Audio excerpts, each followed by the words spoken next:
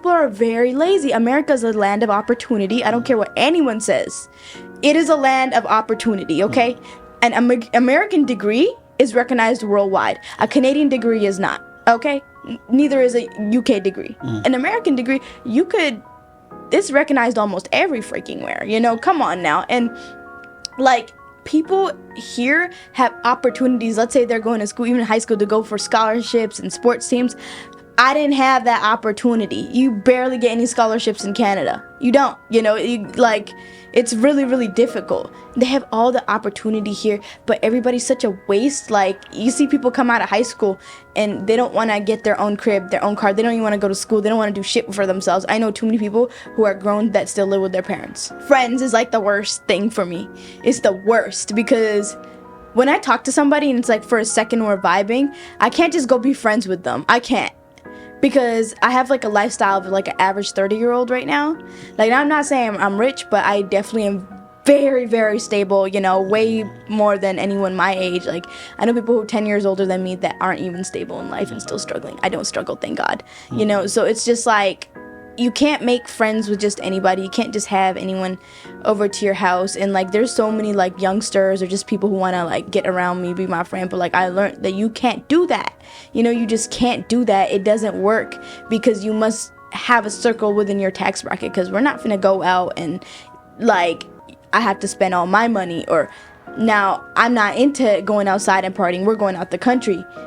And you can't afford it. Like, it's just like, how are we supposed to hang out as friends, Come on now. Everyone started calling me tiny when I was younger because I used to be really short. I used to be like 4'9", then I had my growth spurt and I was like 4'11". And then when I came back to America, I measured myself and I was almost 5 feet. But then I measured myself on my 21st birthday, so I'm like 5.5 feet now. One of the biggest myths about like making money when you're young is like, you could do whatever you want. So you can't do whatever you want. That is a lie. I think if you come from somewhere where I came from, everybody is an hustler. Everybody just wants a working country. So because you want a working country, when you come to a working country, you see the advantages, you see the benefits of the country that you are in. But the people living there don't recognize it. Just like when American go to other countries, they see what those people have and we don't recognize it too. Like, oh, these people have gold, these people have this in their sand and stuff like that. We don't recognize it even though we are from there. But when they come there, they see what we have and they take it. Just like when we come here too, we do the same thing. We see what they have, but they are not taking advantage of. You have free air, you have healthcare, you have good roads, you have like everything is working over here. In my country, there's no constant light. Money means freedom to me. Like, the fact that, like, yeah, as I said, you can't just go do whatever you want because you're young with money, but at the end of the day, I could still get what I want to get, and if I can't afford it in that moment, I know that I can make it to afford it in that moment. If my mom or my sister, they call me asking for something, I could do it. I could literally do it, because the day that I don't ever want to see, I don't even want to be alive for that day, is the day that my parents ask me for something, my sister asked me for something, and I say I can't afford it. I don't want to even see that day, so I go hard. Don't you think that's special? Happy podcast day. Oh, happy podcast day. Yeah, thank you so much for coming. Yeah, no problem. Yeah, thankfully it's basically the last minute, right? Yeah, it's really last minute. Because we're supposed to do it on Wednesday, I believe. I think so, yeah, but I actually didn't take your number down, and I never put you on my calendar. It's okay. Thank you for coming now. Yeah, no problem. You're 9 minutes, so I mean, Yeah, it's okay. Yeah. Hello, everyone. This is Fawaz, and today I have here with me. Hey, my name is Tyni. I'm a full-time entrepreneur and a travel business partner. Oh, thank you. You said, okay, let me start like this. You posted a lot of content about making money, introducing a new partner, all of those stuff. I don't understand the concept of everything. I just want to, like I said, I'm gonna ask on the podcast. So can you explain? All right, so I'm a travel business partner. All that means is I basically help supplement other people's income, and I teach them how to upgrade their lifestyle by earning more, saving more, and traveling more. Since I'm a travel business partner and I'm in the travel business, I have IATA, which means that I could get like any sort of travel for wholesale, meaning when you go to the airport or you book any sort of travel, even if it's like a flight, they mark up the commissions on it. Like there's like the airport fee and the taxes to get the planes running and stuff, but then they have like their markup on it. So I get everything without the markup, even like hotels and just about everything. I can get like quite a good amount of money knocked off of it. It's like 70 to 80% of the commission, I get the money back for it. And if someone else books, then I basically get to keep that money for that booking as well, if that makes sense. I get to put like group itinerary trips together. And the best part is I get to build a team and I get to teach them how to make passive and residual income online. We all have residual bills. And I just feel like if we could pay our bills through our phone, we need to be able to make money from our phone. That's a digital era. So I teach them how to do that. But passive and residual is very different. Passive, like you gotta work for it, but it'll come back to you every month. But like residual is kind of like it just stays. Like every first of the month, the money will literally come to you right away without like you working too hard for it. It'll literally just be right there, and that's like the best like compensation part about the travel firm that I'm in as well. So I love that, and I just feel like it's gonna set me up and set everyone else around me up as well, whoever is under my team, to be either millionaires or six-figure earners by default, depending on their rank. Because as the company builds, because it's only 8 years old, you basically are holding equity in that company for being in it. So you're having people in your matrix, and a lot of people are just getting paid just for being in the company. And I've already seen How did it you happen. get into it? How did I get into it? I've been trying to look for something like this for a while, because like when I really sat down and I asked myself after I have a platform, like, hey, if I want to do something that's going to benefit my social media business that I got going on, and if I want to do something that's going to take away stress and just, you know, have me living a little bit on the edge and just make me happy, what would it be?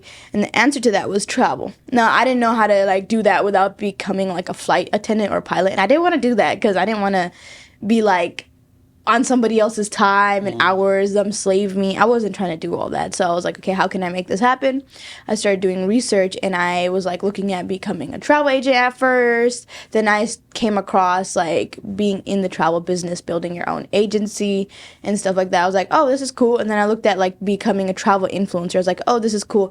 But I wanted to kind of do everything at one time, and I didn't know how to go about it. And a lot of like those agencies and stuff, and I'm glad I didn't do them, because like I shouldn't have been going to school to get in the travel business. That's not how it works. Like they're all scammers basically. So yeah, and like paying a ton of money to get started and stuff, that's all like a scam, you know?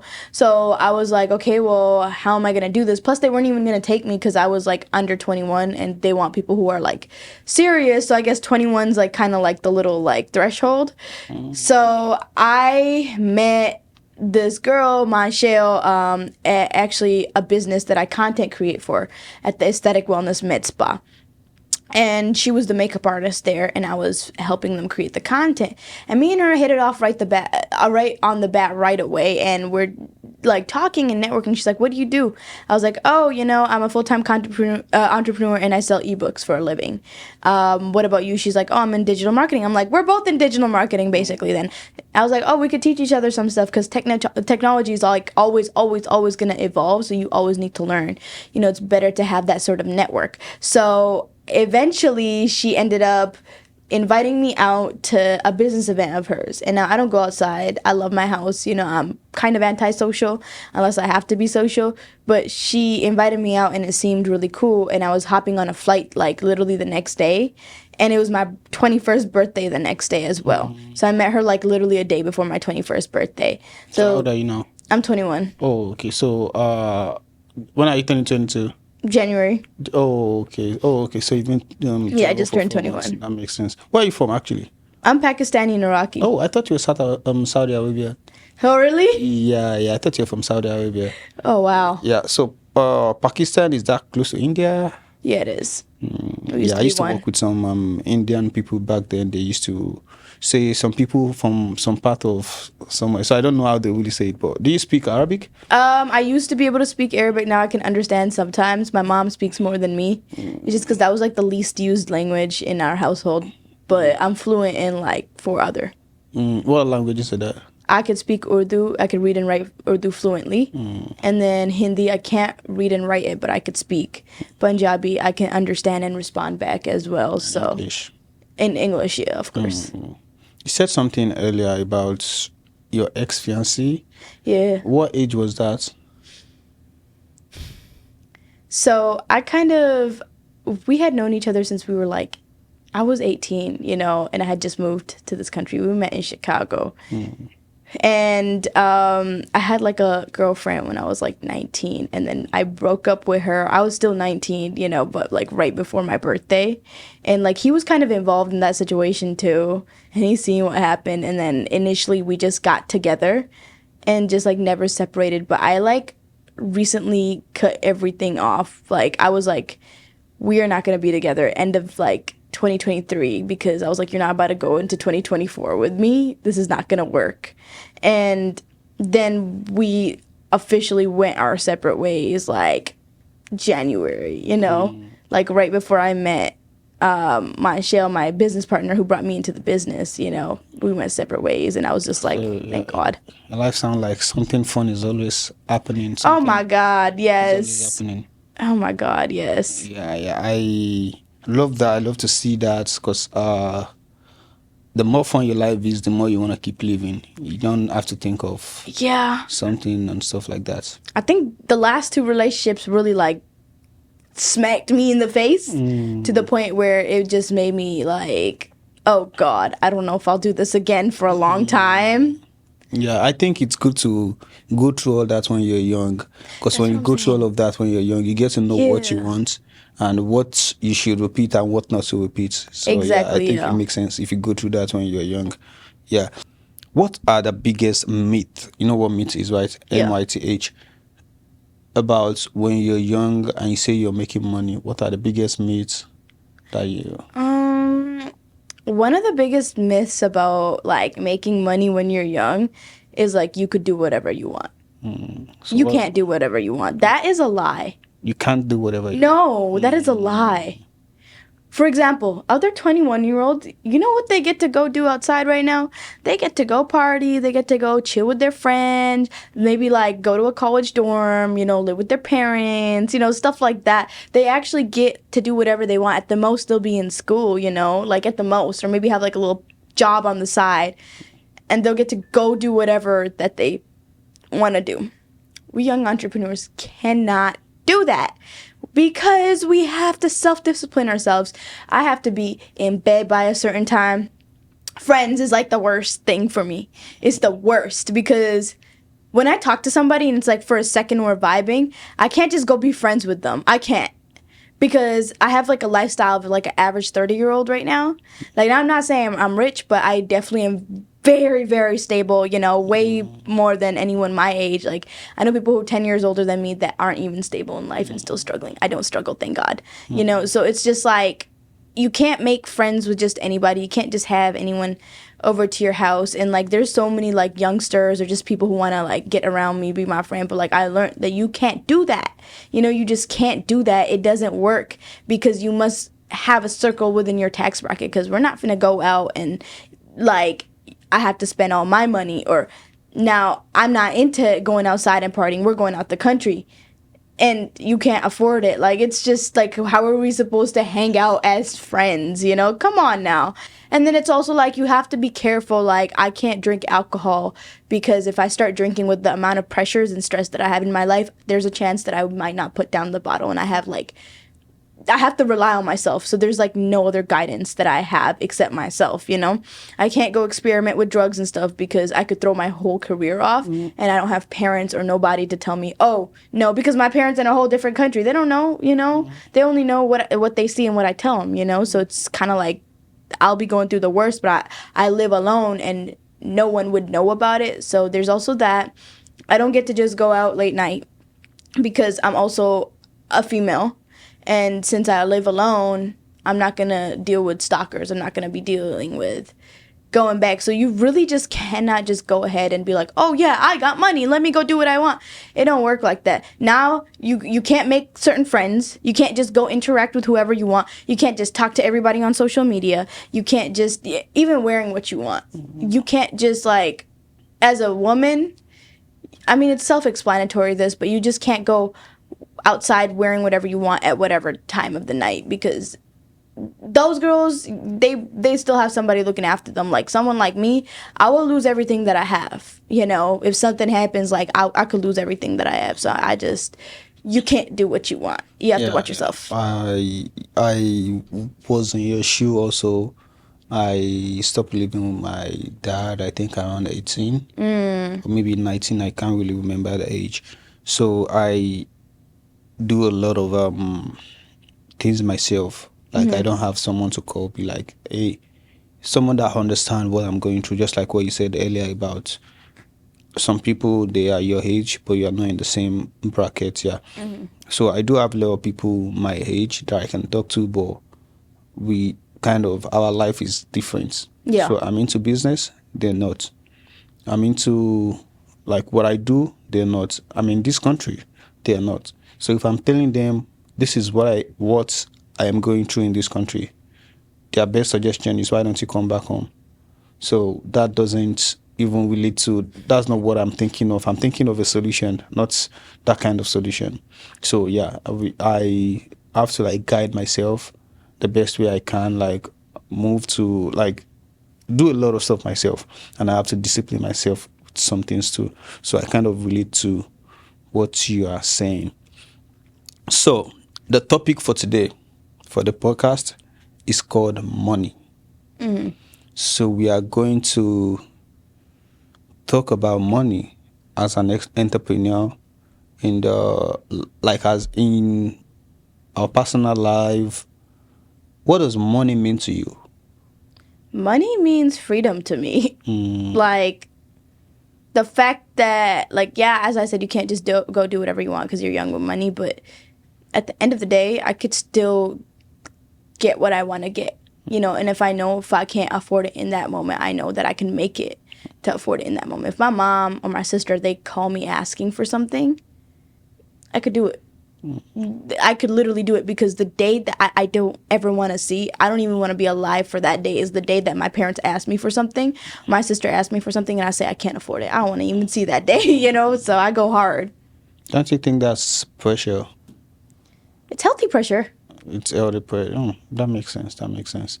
So when we talk about money, can I ask, how much are you worth? How much I'm worth? You Like, don't know? how much I make, or? No, like when they say, what's your net worth? I don't even know You how don't to know. calculate Oh, that. I've I never don't know how to calculate. that. So yeah, I just get that, like, oh, I'm worth this. I'm worth 20 billion. Not yet, I but made one day. this. Give Yeah, me, one like, day. until Yeah, I'm yeah. 30. I still have Yeah, 9 I'm just years trying left. to, because Yeah. a lot of people, when they ask what are you worth, I don't know how people actually define or determine that.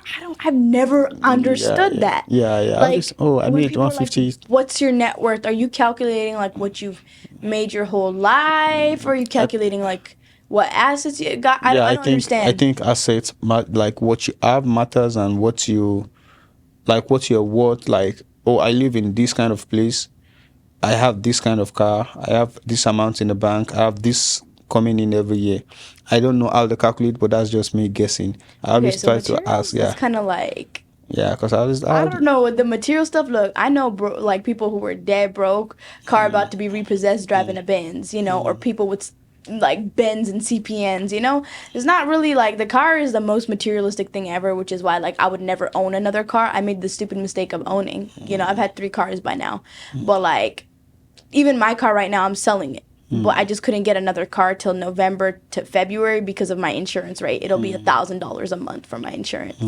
And I will lease a car if I want something nicer. You know, I could switch it out. I'm just gonna lease a car. Like, owning is just such a freaking scam. Like, I hate it. I'm just happy I own a Honda, so it's not hell to, like, deal with and, like, you know, fix, and it's very, very reliable. But it's like, it's from their cars are used for 2 things: point A to point B, or to, like, you know, kind of flash a little bit, have a little bit of style and stuff, you know, release your expression, you know.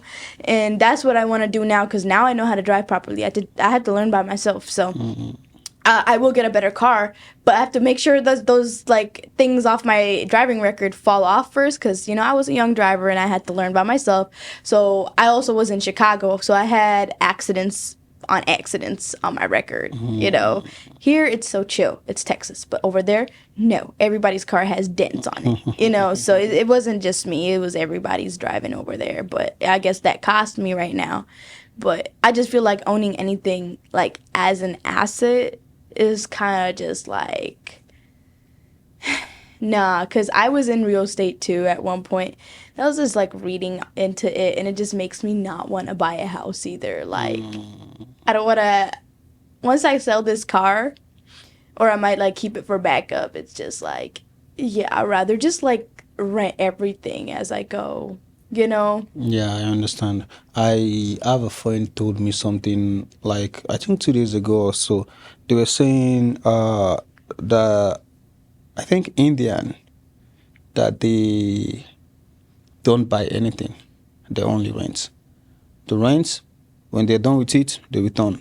Rent, every time they're done with it, they return it. Why do you think people do that actually? I can't comment on other people, but here's why I do it. Number one, I got commitment issues. I'll just keep it real. I got commitment issues. I need to keep swapping it up. Number two, it's like, let's say I rent like a crib in a place and I don't want to be there no more. Well, I'm gonna leave. Let's say the economy hit. It's bad. I'm gonna leave. You know, like it's easily like you can't afford it. Leave. Downgrade. Anything. Leave. Just leave. You know, so it's like people be like, oh, it's money down the drain. But if I go bust my like window in right now, like I could go call management right now and tell them that somebody crazy just, you know, smashed my window, and they'll fix it. No questions asked. You see what I'm saying? If I go smash my dishwasher right this second with a hammer and a mallet, they're gonna go fix it for me. Yeah, it's not my problem. Yeah. So yeah, it actually makes sense. I'm thinking of it in your perspective, and it makes sense to me. Because if you own, you break it, you fix it. If you rent, you break it, they fix it. So yeah, it makes sense. And it makes it's sense. easily Yeah. disposable if you don't want it no more. This is America, and I think this country is built that way. And no interest. Yeah. So, people that are young, they want to get into being an entrepreneur. They want to like do content. They want to do stuff for themselves. They want to live by themselves. What advice will you be giving? Let's say you yourself, if you were starting now, what are the mistakes you make that you'll be like, oh, I don't want to make this mistake anymore. Like, I'm not going to make this mistake if I started out again. Okay, so the mistakes I've made, I don't think that they would relate to other people, because I think that was just me. And coming from where I'm raised from, because I'm raised in Canada and in Pakistan, and Canada is built off nothing but immigrants.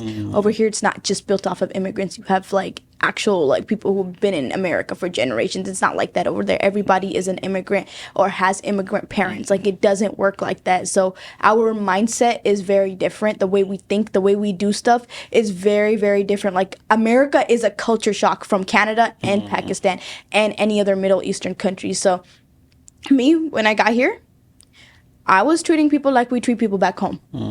We're very caring. We're very sharing. We're very open. We're very to the point. And over here, it's not like that. People are not to the point. They beat around the bush, and they're very, very, very manipulative. You could be asking them one freaking question, and you'll have 5 different answers, no matter what the hell it is. There's that. And then there's people who are also, like, their mindset are different. They're not very sharing. They're more like, take. Like, if we go out to eat, like, the friends are all fighting over the bill. Like, if they're all females, let's say, they're all fighting over the bill, you know? Like, nah, I'm gonna pay.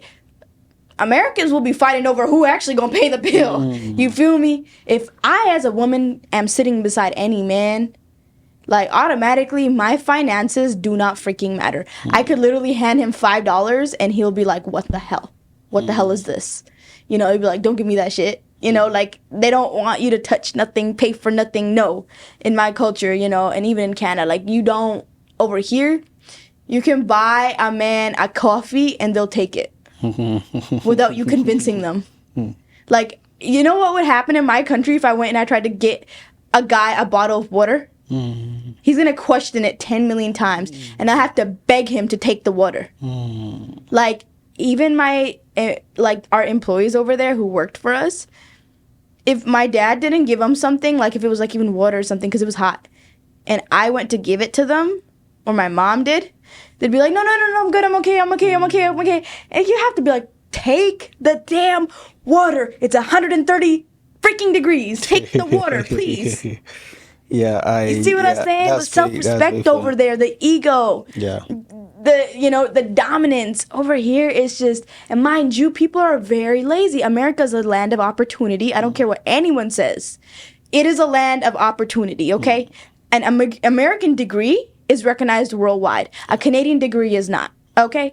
Neither is a UK degree. An American degree, it's recognized almost every freaking where, come on now. And like, people here have opportunities. Let's say they're going to school, even in high school, to go for scholarships and sports teams. I didn't have that opportunity. You barely get any scholarships in Canada. You don't.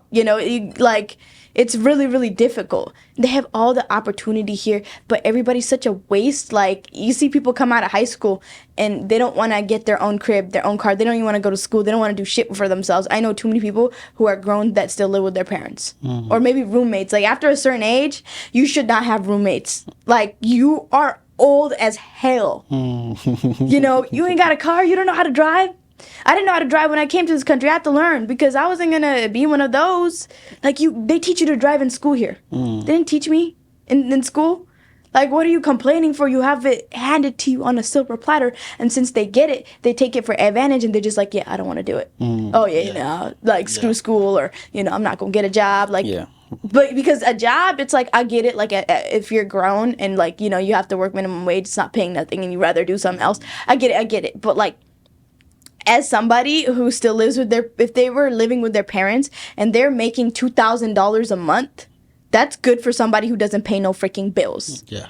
That's really good. Yeah. Whereas us, rent is $2K, bro. What? Yeah, thank you so much for that. Yeah.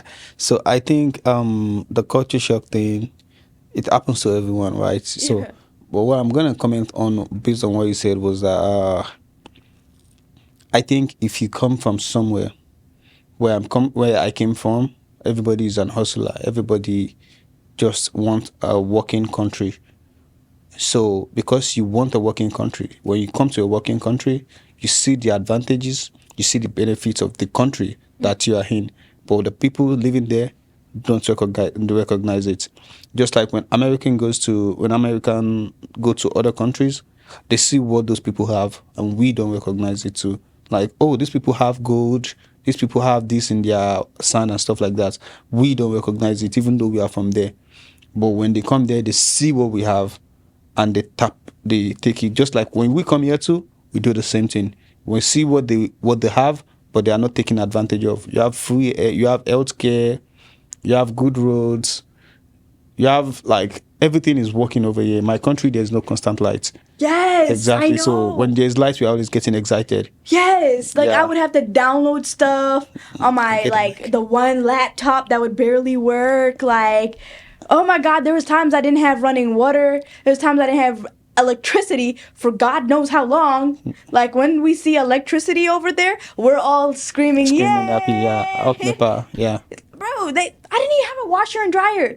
Bro, we had to go buy us a fridge. Yeah. We had a stove, but it was like a stove that we lit with our thing. It was like a little torch that we had. Like, it was like the ones from Dollar Tree. Once you light it, turn on the gas, you would have to light the stove, and there was only three things there, and sometimes we wouldn't even have gas, so it's like, so be it. Yeah. I understand. Yeah. There was times we cooked on the fire, definitely. I understand. Yeah. So thank you so much for that, by the way. My next question is going to be, as an entrepreneur, content creator, let's say entrepreneur, it covers content creator also. So what are the things, let's say, what is one thing that you love about being an entrepreneur, and what is one thing that you don't like about being an entrepreneur? Okay. I know the answer to this. So basically, I love the time freedom. I get to do whatever I want to do with my time, whatever I want to do, and that's really good because like I remember working 3 jobs at once and I had no time for myself. One thing I don't like about it is it's hard to keep track of. Is like I have to like really pay attention to my spending and bills and just all that because it's just like your money will fluctuate. So there could be a month that hits that you haven't made your bills, you know, and then you have to like see what went wrong and you have to go figure it out. Or there's times where you know that your money is rolling in without anything, and there's times that you just need a break. You need a mental break. You want to lay in bed, you know, but like you shouldn't. So like that is like an issue, which is why I can't wait to make my income residual because it's passive right now. So I work for myself. I was looking through my bank statements today, calculating my spending, and it's like I already spent $5,836 this month. And then I was looking at all my stubs and I was like seeing where the money's coming in from, where is it going, and a lot of it is just like being like definitely obviously bills, but then being reinvested into the business. So like that's one. And then it's like you see, I was going through like where the money's coming from, and obviously it's all coming from online sources. So that's great. Yeah, that makes sense. That makes sense. Yeah, I think we kind of have a similar what I love and what I don't, because I really, really don't like it when money is fluctuating. That's why some people that do those 9 to 5, that's why they are lucky. I think they're lucky, but it's not that kind of luck that I want. Yeah. They have fixed income coming in, but as a business owner, you don't have a fixed income. It's Yeah. always this month you might make a way big money, and next one you might be like, oh, nothing is coming. Yeah, You gotta be careful with your spending. So that's why it's good to be wise when you spend. Yeah. So going to ask, this is going to be like last question I ask everybody, so I don't take too much of your time. It's already getting too long, but I don't want to take too much of your time. So it's called What Next? That's the name of the show. So what next of Tiny? Is it Tiny, right? What's the meaning? Sorry. Everyone started calling me tiny when I was younger because I used to be really short. I used to be like 4'9", then I had my growth spurt and I was like 4'11", and then when I came back to America, I measured myself and I was almost 5 feet, but then I measured myself on my 21st birthday, so I'm like 5.5 feet now. So tiny means tiny when you're younger. That's why. So what's Alika? Alika? Oh, That's my name. oh, that's your actual name. Okay. So, that it makes sense now. It makes sense now. So small Alika. Tiny Alika. Yeah. That makes sense. Everyone calls me tiny though. That makes sense. Yeah. So what next? For me? Yeah. What is your goal? What you're looking forward to? Like, what are you looking forward to in the entrepreneurship business?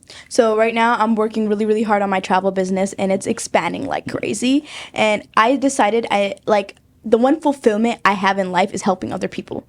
And I kept helping other people by doing stupid shit like paying their bills, giving them money, just doing like stupid shit like that. Like I've wasted like $25,000 like cash helping pay other people's bills, and just it's not a healthy way of helping them. So I found a healthy way to help people, and that's what my goal is this year. Okay, I'm finally single, thank God.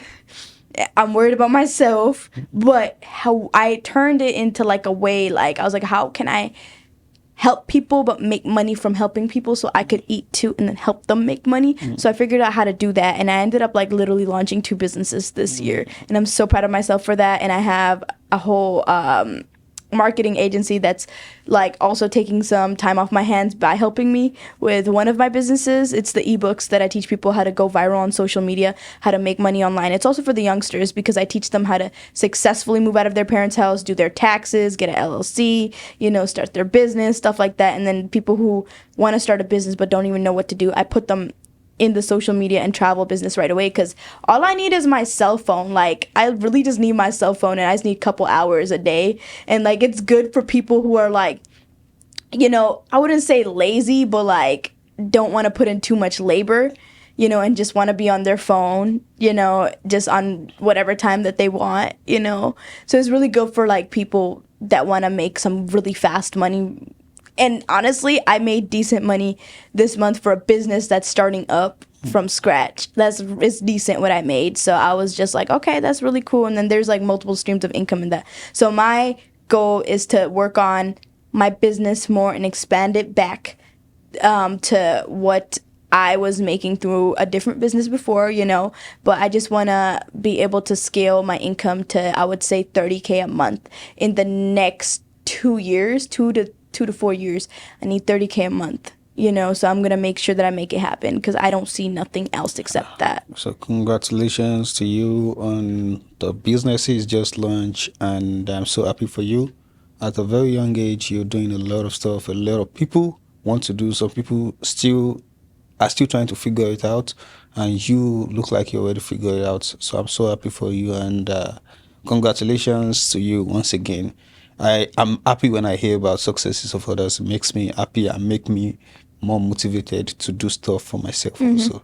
So yeah, thank you so much for coming to the show, and I hope we get to do this another time with more like solid topic. Oh yeah, for sure. Like I am 9 minutes, so whenever you need me, I'm down to pull up. And hey, if you need help with some sort of marketing, like I'll just keep coming on this show. I don't mind helping you. Yeah, thank you so much, and that's it.